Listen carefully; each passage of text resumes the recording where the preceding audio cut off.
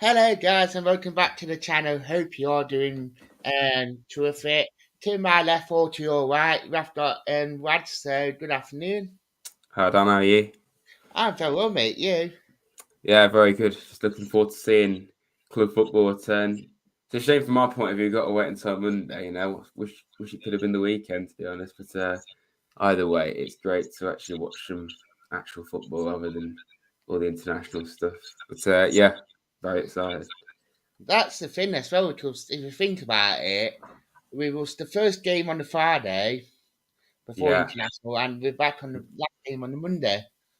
I've thought about this a few times. We've had the longest break of anyone really. Like we played the earliest possible time in the last round, and now we're playing the latest possible time in this round with an international break in the middle of it. So yeah, it's quite bad timing from our point of view. But I suppose it's also good because of all the people always going on about the new players gelling together. It's lots of time together. Like especially with the Leeds game being cancelled, we've had one game in the last month essentially. That's loads of time for the players to do lots and lots of training and learning together, and all sorts of stuff. So you'd hope that it would actually work in our favour, that we've had a lot of time away from games. But at the same time, I suppose the best way to learn is to do it. Is to play games. So I suppose there's two ways of looking at it, really. But in ways, I kind of think it's a good thing. But I just want to get us back out on the pitch now, get some regular games going, and thankfully we do have that. We've got quite a lot of games coming up between now and mid-November, obviously, when the irregular World Cup in winter happens. But obviously that's another big break which we'll have, which could make or break, I think, each team. Injuries and that. Might be a few managerial changes here and there.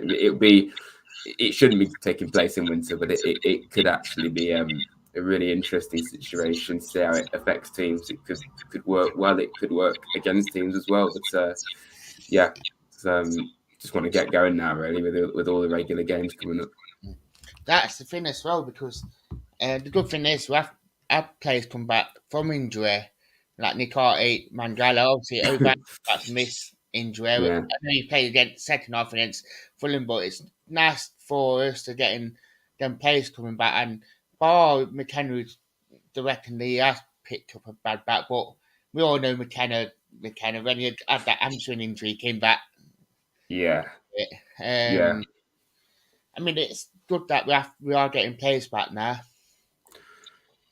Yeah, definitely. I think I've thought about this a few times. If you look at the games this season we've not lost, which were obviously Everton, which we should have won really, and obviously West Ham.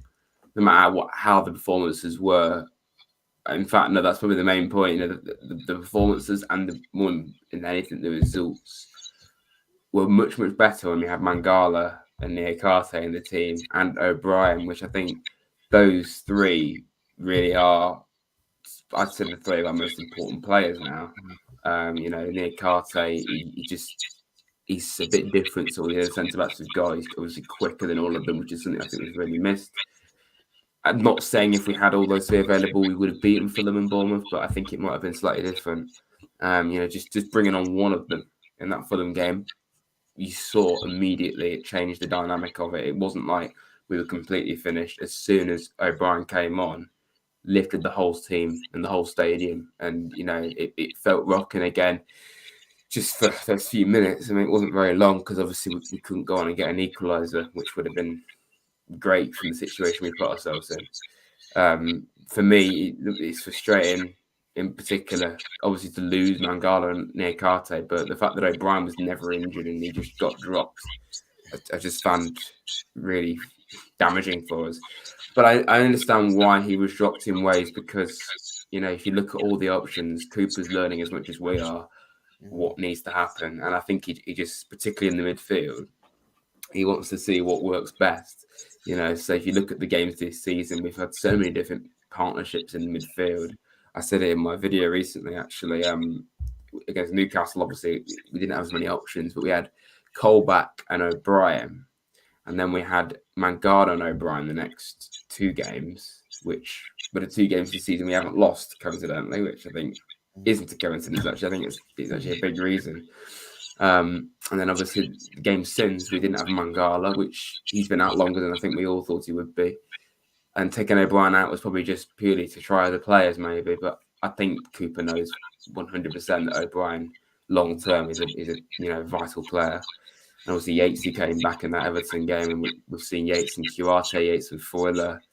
Some interesting combinations for sure. But I think it's brilliant to have this problem. All these great players available. It would probably suggest the calls to have 3 in midfield are probably a good thing, because you've got lots of good players there that, and it would probably also stop us being overrunning midfield a little bit, having that extra man. I personally, I'm not really sure what I'd like to see. There's so many combinations, actually.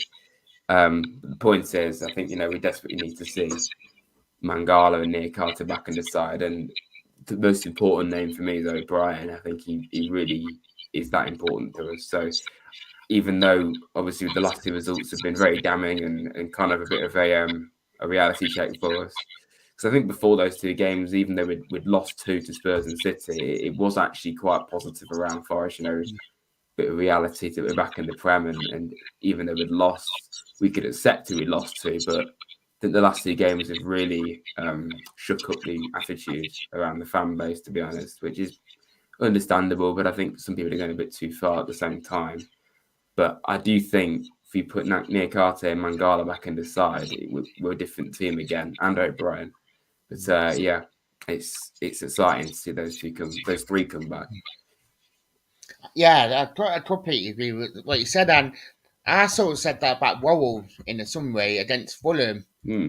Not saying that Bailey didn't have a bad game, but it's sort of like you could tell he was the new player on the pitch, and it's sort of like when they brought him off and put Worrell back in there, like O'Brien did, and bringing Soldier on it, left that freshness because Worrell knows Cooper Ball, Soldier does, and O'Brien, as you said, and it took our game to that next level because Soldier did something different up top. Worrell got his playing out from the back with a lot more urgency, and O'Brien, he was just like a little Jack Russell in there. He's absolute class, O'Brien. But I think Worrell, people were being really harsh on him. And it just seems like, especially right now, as soon as it goes wrong, people are just slating the academy players, no matter how good they are. Yates, Worrell, basically the players you have in the Championship. Even McKenna's been getting criticism, which I think's way too far. I think we all know the good players. I know we're up in a different division, but they're learning as much as what we are. About how difficult it would be. I think a lot of people were being, even me, were being too optimistic, I suppose. We're getting a bit too caught up in the excitement. I mean, there's still a long way to go, but it's going to be a very tough ask to be as high as what some people thought we would be. We signed a lot of players, but obviously, like if everyone's been saying, they've got to gel together. I think we're definitely seeing that. The videos we're seeing, all the players, and in game we are seeing it, but obviously we need to see more of it. With Wall, I think he needed that kick, really, to be dropped against Fulham. He wasn't even out the whole game. I think just taking him out for like an hour of one game, really, it kind of just G'd Wall up a bit. And, I kind of feel like we took him a bit for granted, like every single game under Cooper before Fulham, there wasn't a single time where Wall got took off. He was a staple. Figueiredo last season, obviously, normally was the one that was sacrificed if he was playing it, or Cook. McKenna was normally on the whole time. Wall was always there, so it was a big call to take him out, especially with him being captain. But I think it really helped him because it came on in a tough situation, and I think he really shored us up a little bit. So I feel Wall is still a very big part of the team. It's difficult now, whether we change the formation, take a centre back out. We know how good Nick Carter is. When he comes back, he's got to be in. You can't really take McKenna out. So with Wall now suddenly being respected again, it's a really good problem to have. So based off that, you'd want to keep all three in, but if you do that, you can't really change the formation in quite the same way. So it's a good thing to be debating. But yeah, I think having that little time out just for a short period, I think it's what he needed. And it's a good problem to have. Yeah, definitely. I couldn't agree more. And I've been saying it quite a lot as well because it's been a year since Cooper been in charge now, lucky enough. Yeah, it has. It, it was that same thing from last year, like it was learning on the job then with the squad we had last season. And yeah, fair enough, it's a brand new squad again. He's learning on the job then now to with this squad. So for him, it's Yeah, like he's doing the first full circle, but then it's a good thing because we have got. I'm not saying last season's squad was great, but I feel like this season's squad, well, it sort of improved on it. That slating last season's squad because last season, obviously, best footballing story in championship to a fair for what happened. So, yeah. It's a season. Yeah, none of us will ever forget. It'll always be it's definitely my favourite season ever, supporting Forest by a considerable distance. But ultimately, it's strange to say getting promoted too early, but I suppose in the situation we found ourselves in when Cooper came in, that probably suggests we were. It's not like we were building and building; it just wasn't quite clicking. And we got Cooper to take us up. He brought us from the lowest point possible, literally in the league, which is an unbelievable story. But it does mean you've got a very, very big task to get that squad up to scratch, to stay in the bigger league, which is the biggest league in the world as well. Which means we're going to have a lot of games where we're even against teams like Fulham and Bournemouth, we're going to struggle. And if you're going to have a big overhaul of players, it's going to take them a while to get to know each other. And so many people just saying, "Oh, investigate this lot for FFP." Why they're signing so many players. It's we had to sign these players. It's kind of boring talking about it now. We just got to move on and deal with it. All of them are good players in their own right. We've signed them for a reason.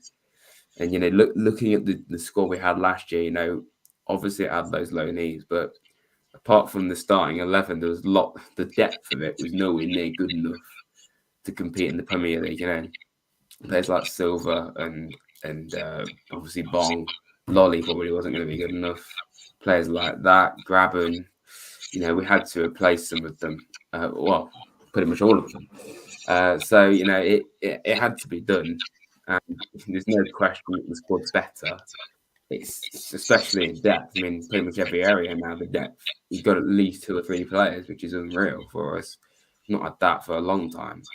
But obviously, we all got to learn the squad. I mean, there's some players that haven't even played yet. Like, we haven't even seen like Barder yet, Richards. There's some players that haven't really been getting regular game time, like Biancon or Emmanuel Dennis haven't really been playing that much. We're still waiting to see all these players, and I think it would take us a while to really form a really, really good bond with some of these lads because there's so many of them.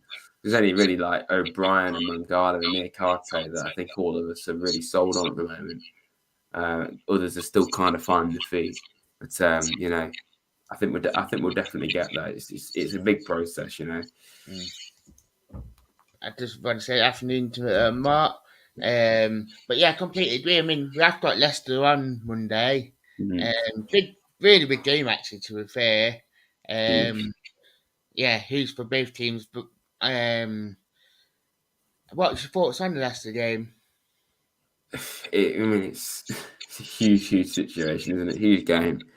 It would have been big regardless. Leicester see it as a huge rivalry, whereas it's just another game to most Forest fans. I mean, it's a bit more spicy than other matches, but I'm literally just seeing this as a game against a team that are even worse than us, and an opportunity to get points. So that's the only reason why I feel like I do about it. I'm not seeing it as it's the Big East Midlands derby. I see it as a relegation 6-pointer, to be honest. So yeah, I mean, this is why it's difficult because Leicester, they shouldn't really be where they are. There's lots of things to talk about, whether it's down to Rodgers, whether it's the squad that needs to be updated, partly signing any players in the summer. Would probably suggest that it's both those. They still have a lot of quality in that team. Madison, Tielemans. There's some really, really good players in there, but Danny Ward is a huge weakness, and I think we can definitely get at him for sure. We've got Welsh lads in our team, so they'll know even more about him. It's gigantic, the game's huge. I think people are saying whoever loses will get sacked. I think Rodgers, I don't think he will, because Leicester apparently can't afford to sack him. And I think it would be suicidal to sack Cooper, to be honest. I think it basically confirms relegation, in my opinion. So we shouldn't even be thinking about it. But as for the actual game, it's massive, isn't it? It's got a bit of an added spice to it with the fact that we're local side, but both teams, well, Leicester in particular, shouldn't be where they are. They've still got some great players, but I do kind of feel like their era of being like a European chaser is kind of in doubt at the moment, because they're nowhere near that level at the moment. And it's kind of why it feels weird going into a game away at Leicester being like, we must win this because of the state they're in. But from what they've done the last few years, it kind of feels a bit weird to be talking about them in this way. But we've got to focus on what they are now, and what they are now is a total mess. They don't even win a game this season. They've lost 6 in a row, so it's gigantic opportunity. But yeah, we just got to go there and try and get the 3 points, really. Definitely. Luke on say, right, lads. Right, That's about injury. Most of them came back. It just, I did hear early in the week that McKenna has a back injury. That was why he left there. But under with Cooper Sponge and McKenna's after Leicester season, he'd probably be back. I mean, I say it like that. McKenna doesn't get injuries. He's a brick wall ultimately, isn't he? He can't get injured. Yeah, definitely. Well, you sort of touched on it earlier about the lineup, and know that you play with back three, back four. I mean, it'd be a bit. It's nice debate to have to with it, and nice Finny for to plan this coaching staff to think who shall we play. Yeah, absolutely. It's difficult, like I was saying about our centre half. I think McKenna's obviously McKenna. Niakate can come back in, and we know how good he is. I just want to see Niakate get regular games now. We saw him twice in competitive games, and he gets injured. It was gutting for him because of how good he clearly was. And obviously, I think Wall has proven his worth. Again, he may have had a few poor games, but I think ultimately taking him out for that 60-minute period, it did him good, like I said, and I think it kind of showed as well how much we miss him and how important he is. Even if he's not having the best game, his leadership and just just the kind of player he is, I think it's a very useful player to have. So based off that, you wouldn't want to take any of those three out, but if you want to play three in midfield, you've got to really. And it's very defensive playing three at the back and then bringing the wing backs back to full backs. But I think some people are saying that Loddy and William should be playing as more defensive players, which probably wouldn't be a bad thing, because I haven't been too sold on Loddy so far, because I think he's been very exposed at times defensively. He needs to do a lot more, in my opinion. And I think Toffolo deserves a shout for sure. Wouldn't mind seeing him get another game. But we need to believe in Loddy, because he clearly is a good player from what he's done in his career so far. Williams, I did a video where I kind of criticised his defensive ability in not necessarily his defending, but his ability to close down. Because there's lots of gaps appearing, I noticed, and there's men being exposed, there's loads of free space, and Nico was kind of having to cover for other people, or they're all focusing on the same area. It was a bit of a mess. And I just feel like, we need to keep the shape of the team a lot more. have more individual roles, because I feel like at times we've all been kind of trying to do the same job, which won't work. But Nico's still a fantastic player, and we need to believe in him. We need to keep him on the side. We do have Aurier, of course, but I think Nico's quite comfortably the first choice at the moment. If I was going to play three in midfield, fully fit, everyone available, I'd quite easy for me to pick. O'Brien and Mangala are definitely there. The third one's very debatable. I think you could pick any of them. I think Yates in a defensive role wouldn't be bad. I think at a push he can play as a centre back, but more of a sweeper really. We've seen him do that before. I've said it before. I kind of feel like Yates is the kind of player that needs to have better players around him in the same position to really get the best out of him. And I think Yates was better than Foyler in that Fulham game. But I do feel that Yates, if he has like a really good player next to him or two, then you really get the best out of him. And I feel like when he was with Chiarte, didn't really work. And we need to have he's that kind of player. I think other players can really inspire him on. But I don't think he's been as bad as what some people have made out. He's not been amazing, but he's not been like tragic like what some people have said. So I wouldn't mind if he was there, but obviously with those other two, I think Foyler was quite poor against Fulham, but he clearly is a good player. So we've got to play to his strengths and maybe play him in a three. And I do think Chiarte is a useful player, but I don't think he should be starting that many games. I think there are better options, to be honest. But I'm debating a midfield three when I don't even know if I want to take a centre back out, so it's really difficult. When it comes, it's so hard to decide. When it comes to the attack, I mean, there's one thing I definitely want to see, and that's Brennan play on the wing. I think that's a must. We saw it in the games that get for Wales. He still can quite easily play there, and he's more effective. And I think Coops plays him up front because of how many goals he gets, but I kind of feel like we lose what he can do on the wing when it comes to that.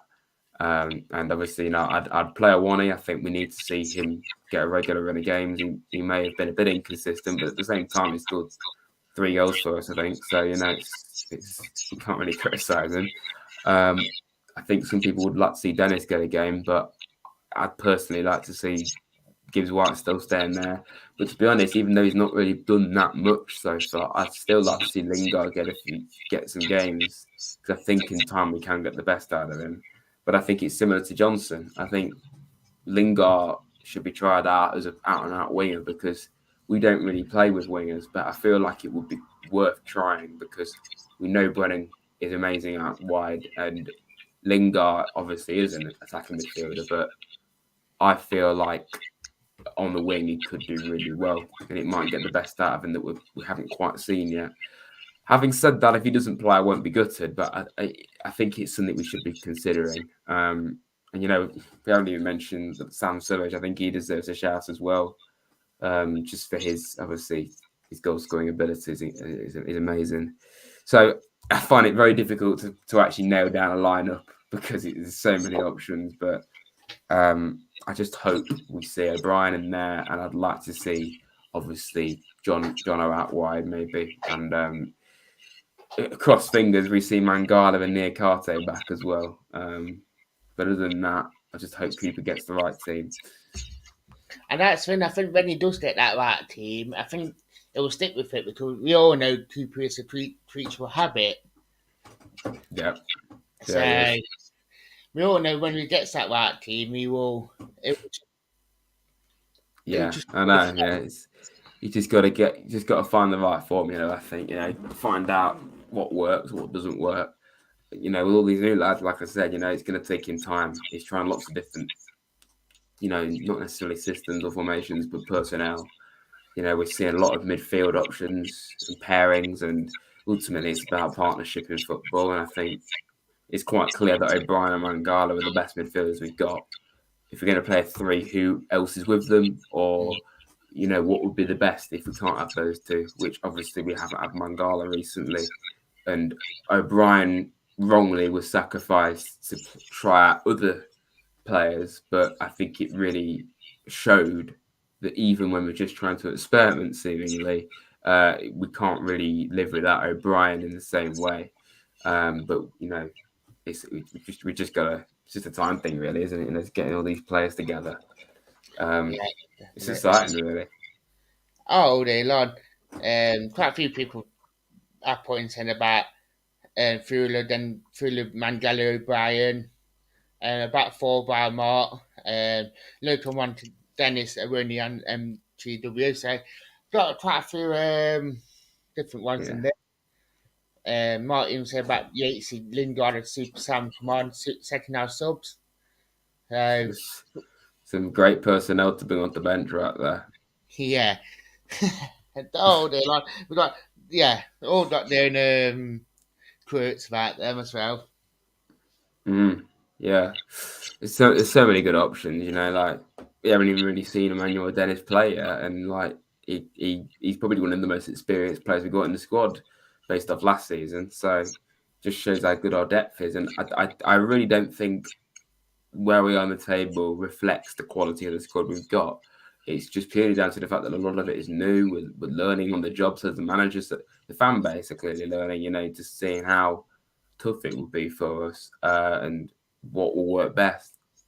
But I firmly believe that in time, it will click.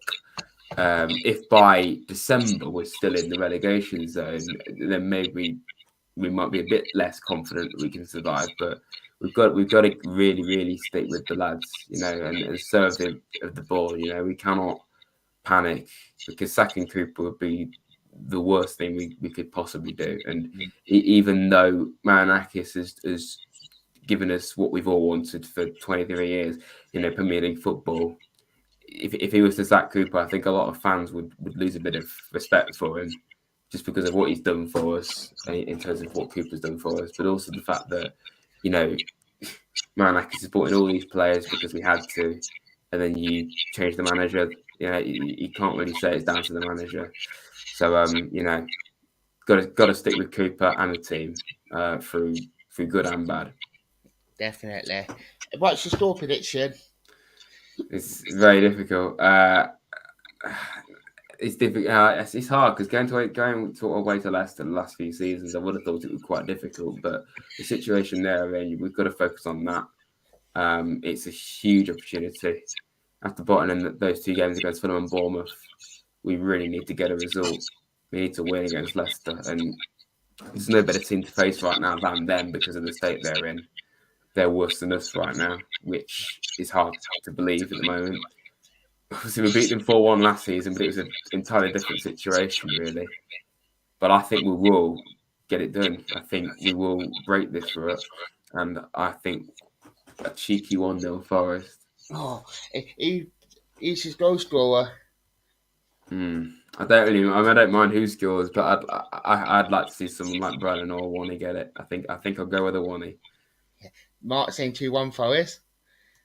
But yeah, I couldn't agree Anything. more. Just take a win. We need a win. Simple as that, really. Yeah, definitely. They would say about your socials. Yeah, everyone, if you are new, then please follow my channel and my Twitter, and that would be greatly appreciated. Lots of Forest stuff over there with all sorts of stuff going on. So yeah, please go check me out and subscribe to Talk Forest TV as well. Thank you. And Rad's Twitter is in his name as well. So, and Yeah, the link to the Rad's thing is in the title. So do go check Rad's out as well. yeah, Mark is saying, Luke, I'm saying 2-0 Forest in the car is back. Loving the optimism today, guys. Loving it. brilliant. We need it. Need a So bit I of like, positivity. hey. So I'd like to say thank you for Rad for coming on. Thank you very much. I see a bit that Luke, man. So I'd like to say thank you, you guys for watching, and come on, the Forest. You Reds.